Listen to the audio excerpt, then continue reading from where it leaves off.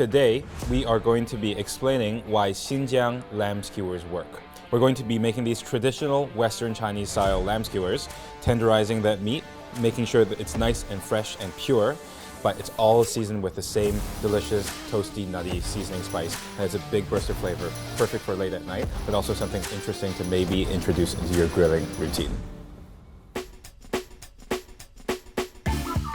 Let's talk about lamb for a second. Here is the lamb shoulder. Sometimes when you buy it, there's a net around it and it's actually a couple of pieces. But the lamb shoulder is the best cut that we can use for this because it has a good balance between fat and lean meat. Here's the thing with lamb. Lamb is, compared to many other domesticated animals, a little bit more gamey. And there are a couple of techniques that Chinese people like to use to get rid of that gaminess. Today, we're tenderizing it and removing some of that gaminess with intense spices, covering it up. The first is white pepper, that's going in the marinade, and the tenderizing agent is going to be onion. There are enzymes inside of this onion that help tenderize our lamb over time, so that there's no need to use other rather more artificial ingredients like baking soda, for example. The good thing about onion is that onion flavor is nice, onion is readily available, which is good as a tenderizing agent, but there are more commercial Xinjiang-style lamb skewer places that might use things like meat tenderizer, which is basically a form of baking soda or some type of chemical that increases the pH. So what I'm doing to this lamb now is I'm cutting it up. There's a good balance between the fatty and the lean cuts. The fat is really important. That lamb fat is going to render and it's going to season and flavor the meat. It's also going to drip down onto the coals. Once that fat and that grease hits a coal, smoke is produced, and that smoke is the flavor. If your lamb is too lean, this is not going to work. Lamb chops, which is basically the lamb loin, also not the best cut for this. So grab shoulder if you can. You can make this recipe with other meats, such as chicken or beef, but lamb is really the proper way to do this because we've put so much effort into getting rid of that gaminess that, you know, for those people who don't like lamb, this should be still a gentle and warm introduction. The tradition of Xinjiang-style lamb skewers is as a street food. The skewers are a little bit longer, but the pieces of lamb are a little bit finer. That gives you more surface area, more of an opportunity to render your lamb fat to create that sort of smoky deliciousness. Lamb shoulder is what we're using today, but there are other cuts of lamb that are also good, and us Chinese people are generally a big fan of eating all parts of the animal. So that includes intestines like the kidney or the stomach, but also lamb leg, lamb breast, some people call that, or lamb ribs. Everything has a little slightly different texture, almost kind of like Japanese yakitori, you know? After I finish dicing up all of this lamb, we are going to marinate it, and this has to happen overnight. Here is the onion. Yellow onion is best. White onion also works. The onions will not make it into the skewer. They are a tenderizing and flavoring agent here. So we're trying to get as much surface area out of it as possible by cutting it nice and thin. Now, those of you may ask, why don't we just blend the onion to get maximum amount of surface area out of the onion? The answer is oftentimes my expert friends have told me that if you blend the onion, the resulting marinade is a little bit too wet. If it's too wet, water gets in the way of the caramelization process, so they much prefer sliced onion. For this amount, it's somewhere between half to 3/4 of a small onion. Now to season it, last steps, white pepper. So white pepper is one of our favorite ingredients to get rid of gaminess, wine being one of the other ones. It's going to cover it with a delicious fermenty pepper spice flavor. It's also going to echo the seasoning that we're making a little bit later.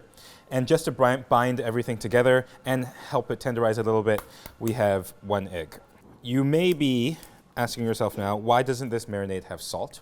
Our seasoning is very, very salty. This is the most traditional and basic form of the skewer. A lot of it is about celebrating the natural flavors of that lamb.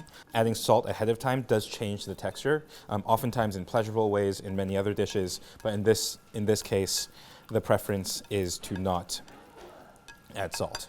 Last thing I will say about making marinades in most of Chinese, if not Asian cooking, is that we, unlike very many European chefs, really like to squeeze and handle and get in touch with the meat that we're marinating.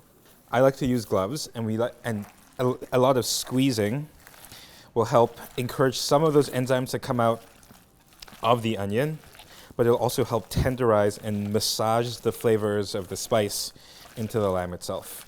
Don't be too afraid of really getting in there. Again, this is going to sit overnight. We're not making a steak, so I'm not too precious about keeping super, super intact muscle fibers. So once we're done squeezing this lamb, this is going to marinate overnight, and then we're going to be making our seasoning powder. This is the soul of the Xinjiang lamb skewer. All of these skewers are seasoned the same with a consistent, slightly spicy, immensely aromatic and nutty seasoning powder.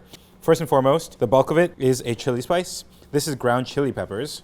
In the US, especially cooking for friends of ours in the US, I like to use Korean gochugaru, which is Korean chili powder. They come in a coarse form and a finer form. I prefer the finer form because this needs to be scattered and shook all over the skewers a little bit later. This is not as spicy as it can get. If you use cayenne, it will be a lot spicier than this, so I find that this is nice and mild for most people's palates. The bulk of the aromatics are two things, match made in heaven: cumin and fennel seed. Fun fact, almost every pack of cumin and fennel seed in Chinese supermarkets are mislabeled. In our restaurants, for the longest time, we bought fennel as cumin and cumin as fennel. I'll show you how to differentiate between them. The cumin usually, again, there are many species, but usually cumin is a little bit smaller, a little bit finer, and dark brown. The fennel is what's licoricey and anisey. Some people react poorly to this, but I think when coupled with everything else, it's a really nice balancing character. And then the cumin, a little bit of that earthy, darker flavor. I mean, if this weren't a skewer and we made this into a stir fry, it would be called cumin lamb, and this is the soul of that dish. So all of that cumin and all of that fennel just needs to be toasted so that all of the aromatics can be activated. I'm toasting it in a dry pan, obviously, over medium high heat, just washing it. Try not to let it smoke too quickly because that means you're burning it. You know that the aromatics are activated when you start to really, really smell it. At some point, the fennel may also start to pop, but we will see. So just watch over it and toast it here in a pan. You can obviously also toast this in an oven if you like, a toaster oven, but it's best to do so in a pan, a little bit more control. As this is happening, I want to talk about nuttiness. Nuttiness in two forms. This gives this seasoning spice a little bit of body. Number one, sesame seeds. These sesame seeds we purchase are already toasted. If they are not, please toast them in the pan yourself. Second, peanuts. Really important in my opinion. Great balance of flavor and fat and everything you need for this seasoning. I think peanuts are the way to go. If you have a peanut allergy, other nuts can work as well. If not nuts, you can just substitute it with the same volume of sesame seeds. It's been a couple of minutes, pan's coming to temperature. You can start to see a little bit of smoke. I don't think the camera is going to be able to pick this up. But as you toss the spice, you'll notice that a little bit of smoke is going to come up. Watching that smoke, you should know that it's getting hot, but you do not want it to rise up too quickly. When it burns, things carbonize, that level of smoke is totally different, and you'll know, you'll also smell it. But you'll see that that bright green fennel is now turning a little bit more yellow, and the cumin is also getting a little bit darker. Just let it turn a couple of shades darker, a little bit more golden brown. You want to smell it. The whole kitchen here should be able to smell it very soon. Then you know you're good to go. The two final ingredients in this spice mix are salt and MSG, or chicken powder. Now is a good time first to talk about salt. For this recipe, because of the way we're using it, when we're barbecuing, we're going to be spreading this seasoning powder all over the top of our skewers. You want that salt to be fine enough that whatever little sticks to it will get into it. Therefore, iodized salt is what we're asking for in the recipe. Iodized salt is significantly finer, if you don't already know this, which is probably why some of you might be following recipes that says kosher salt, and if you use iodized table salt, which is much finer, and it's a tablespoon measurement, it's going to be at least doubly as salty. Please stop doing that as much as possible. If it asks for kosher salt, you have to use kosher salt. If it asks for iodize, you have to ask for iodize. You can look up online what the ratio and the difference is in terms of the volumetric measurement. What's even more interesting is most of us professional chefs know that if you use a weight measurement for your salt, it is much, much closer in terms of salinity than volumetric measurements, even between different brands of kosher salt. It's not perfect, but it's a lot closer. Now, MSG. MSG, monosodium glutamate, is a chemical, the same way that salt, sodium chloride, is also a chemical. It's naturally occurring because we can find it in nature. When you get a crystal, it is a refined version of that delicious MSG molecule. There is a huge amount of misunderstanding about MSG, specifically because it used to be branded as a Chinese restaurant syndrome. That people would get people would report symptoms of headaches and so on and so forth after consuming MSG. And this is a little bit of a myth that's been perpetuated because those studies have never been able to be replicated. MSG is a really important ingredient for a lot of cuisines, if not all cuisines. If you like Doritos, it's because of MSG. If you like tomatoes, it's because of MSG, Parmesan, all of that sort of thing. Now, when we're cooking, just back to this, number one, yes, there can be too much MSG that causes you to feel bad, the same way as if you eat way too much salt or way too much sugar. So a measured use is really important. Second of all, if you don't like using crystal MSG for whatever reason, one really great way to find an MSG substitute is a product like chicken powder. The reason why MSG is such a great way to give us savory notes is because for most of us from the grocery store, this is the quickest way for us to get savoriness. Today, we're going to be using chicken powder, which looks a little bit like this, but this is basically chicken soup that's reduced and then made into a powder, powderized. Mushroom powder, really great vegan, vegetarian, vegetable-based alternative as well. So first things first, we have to grind our coarse spices, and then we're going to mix in our finer spices. This goes directly into a spice grinder. Blend that up until it's fine. Just by the way, after you use a spice grinder like this, tap it a little bit, let it sit for like 2-3 seconds before you open it, because otherwise it's going to be a plume of spice powder in your nose. Just let it settle for just a second. There you go. So cumin and fennel powder into the bowl. Second step, peanuts and sesame seeds. Relative to the spices, peanuts and sesame seeds have a higher amount of fat in them, so don't grind them too long. Otherwise, you'll end up with peanut butter or sesame butter.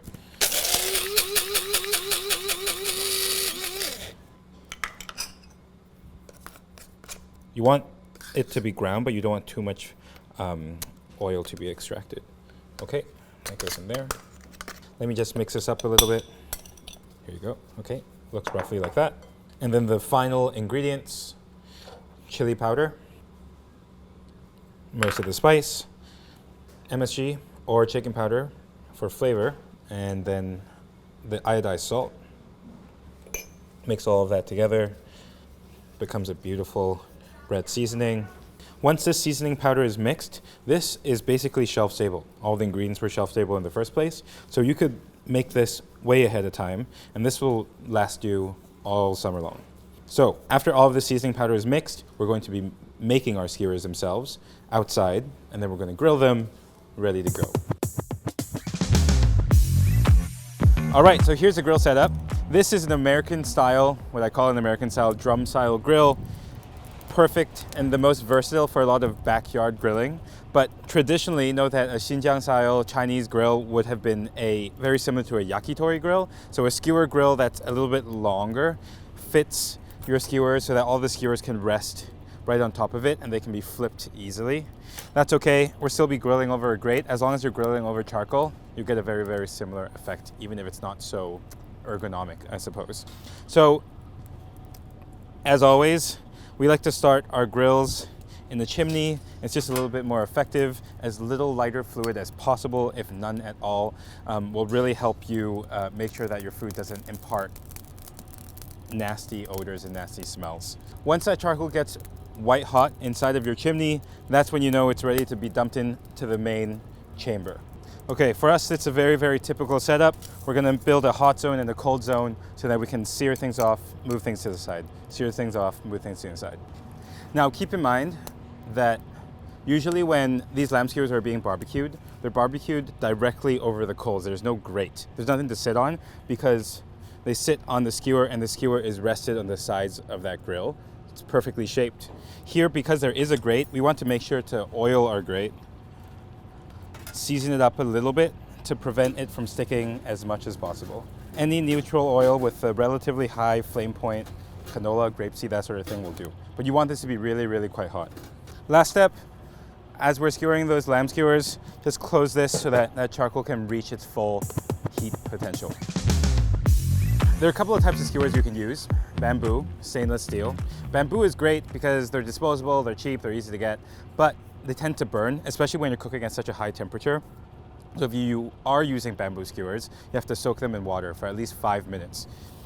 I prefer metal skewers not only because they're reusable, but because of this flat shape, which means that when you put this down in the grate, it won't spin, if that makes sense. If you're grilling on a true skewer grill, bamboo cylindrical skewers tend to spin, and the heavy part of the meat just tends to end up at the bottom. This gives you the ability to flip that kebab, that skewer properly.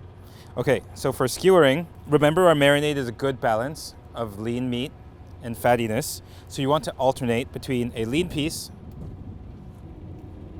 and a fatty piece. Another great tip is depending on how you cut your meat. If you get some longer pieces, say like this, it's best to snake them. So start on one end, just like that, and then you can snake it around, fold it over, so that it's just a little bit more compact. Now the last step to finish them is to try to get them as evenly as possible, and feel free to squeeze them a little bit, almost like a cylinder. Make sure they're compact, almost like they could be one piece, just like that. That's a skewer.